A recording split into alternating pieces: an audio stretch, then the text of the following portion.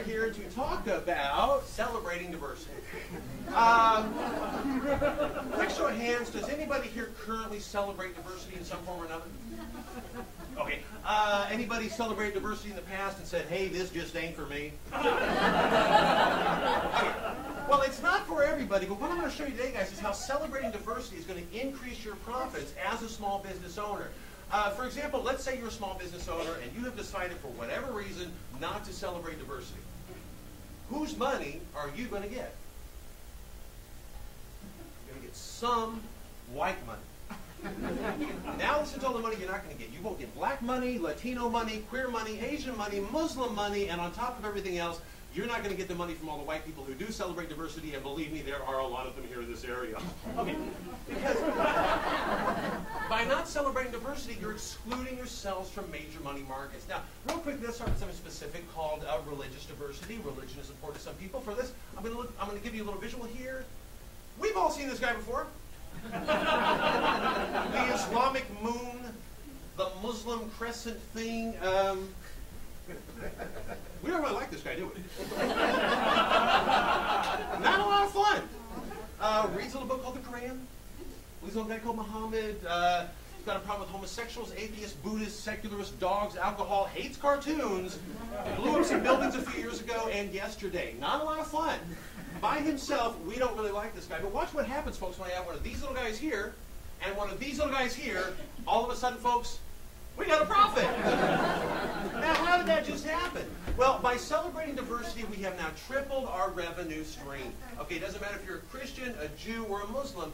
When you celebrate diversity, you open yourselves up to additional money markets. Well, right about now, you're probably saying to yourself, well, hey, Bill, if diversity is this profitable, how come people haven't been celebrating it since the beginning of time? The answer is simple.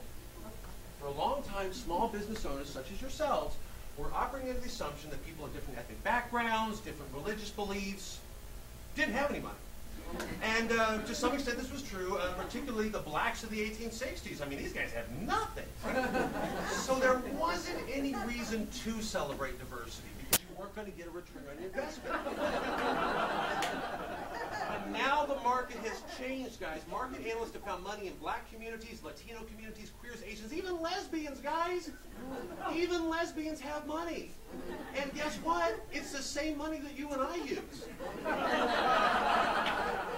So the question you got to ask yourselves is, how am I going to get my hands on that money? You're going to do it by celebrating diversity.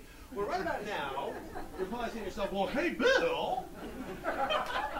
I like the idea of the profit end of this whole thing, but I was reading in some history books about these guys who wanted diversity, and they were getting their heads cracked in by the fuzz, fire hose, sent to jail. Some of them even died. I don't know if I want to get involved in all that. Okay. Well, what you guys are thinking about in these history books is a little word called, we got it, Bill, up there? Activism. Yeah. Now, this is a pretty scary word. What a lot of small business owners are aware of, though, is that there's different types of activism. Up here at the top, you got this guy. Real activism. Yeah, this is when you're talking about taking to the streets, sticking up for a minority opinion, really putting your neck out on the line, all this stuff that you and I as small business owners don't want to get involved in. Okay.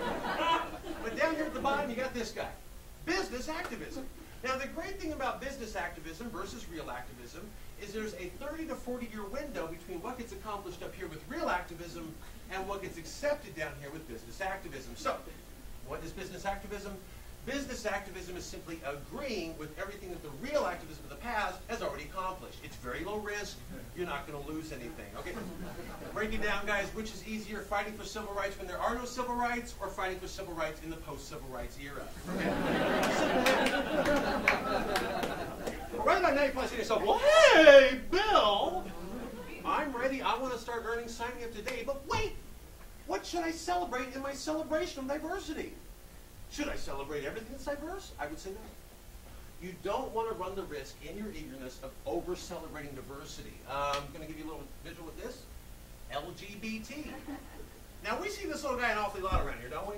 Myself, I had a BLT sandwich for lunch. I don't think that's what we're talking about here. Because instead of lettuce, we've got lesbians, guacamole on my BLT. No, it's just a gay man. No bacon, bisexual, and this is not a tomato, it's a what? What is that? What is it? Transgender. What in the heck is a transgender?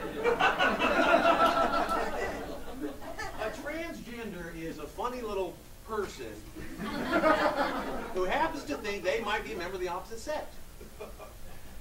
Pretty diverse. Should you celebrate it? I would say no, and here's why.